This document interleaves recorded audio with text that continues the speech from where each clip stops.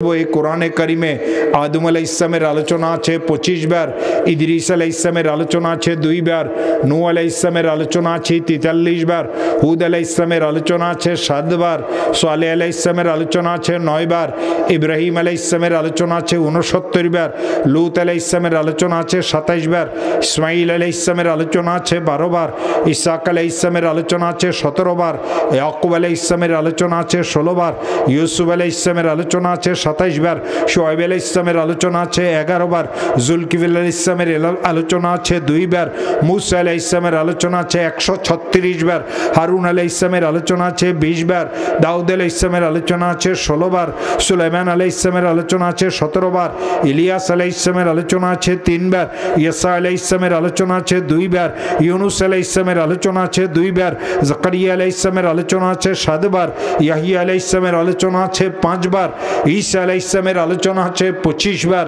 জনাবে মুহাম্মদুর রাসূলুল্লাহ সাল্লাল্লাহু আলাইহি ওয়াসাল্লামের মোবারক আলোচনা আছে এই কোরআনে কারিমে কেবল 4 বার।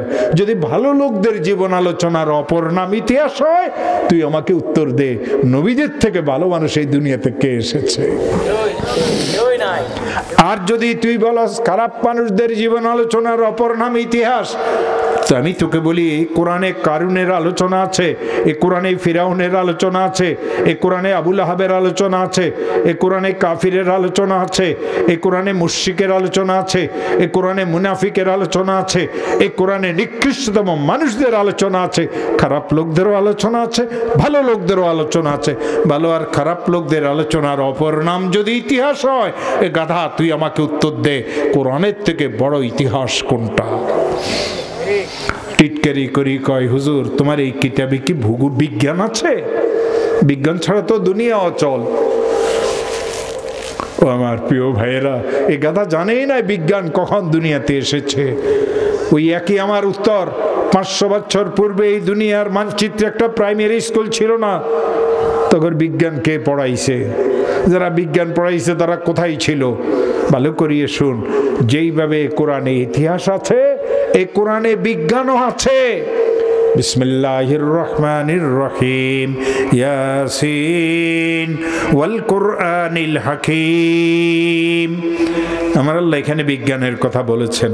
বিসমিল্লাহির রহমানির রহিম, লাশ-শামসু ইয়ামবাগি লাহা আন তুদরিকাল কামার ওয়ালাল লাইলু সাবিকুন নাহার ওয়া কুল্লুন ফি ফালাকিন ইয়াসবাহুন। এই আয়াতে চন্দ্রের আলোচনা আছে, এই আয়াতে সূর্যের আলোচনা আছে, এই আয়াতে চন্দ্র সূর্যের ঘোরার আলোচনা আছে, এই আয়াতে সমস্ত গ্রহ নক্ষত্রের কক্ষপথের আলোচনা আছে, এই আয়াতে এই কথাও আছে এরা সকলে নিজের কক্ষপথে আমি আল্লাহর জিকির করার অবস্থাতে ঘুরতেছে। তোদের বৈজ্ঞানিকেরা কোন দিন বলেছে সূর্য ঘুরে? তোদের বৈজ্ঞানিকেরা কোন দিন বলেছে চন্দ্র ঘুরে? তোদের বৈজ্ঞানিকেরা কোন দিন বলেছে গ্রহ নক্ষত্র ভুলে? তোদের বৈজ্ঞানিকেরা কোন দিন কক্ষপথের সংবাদ দিয়েছে?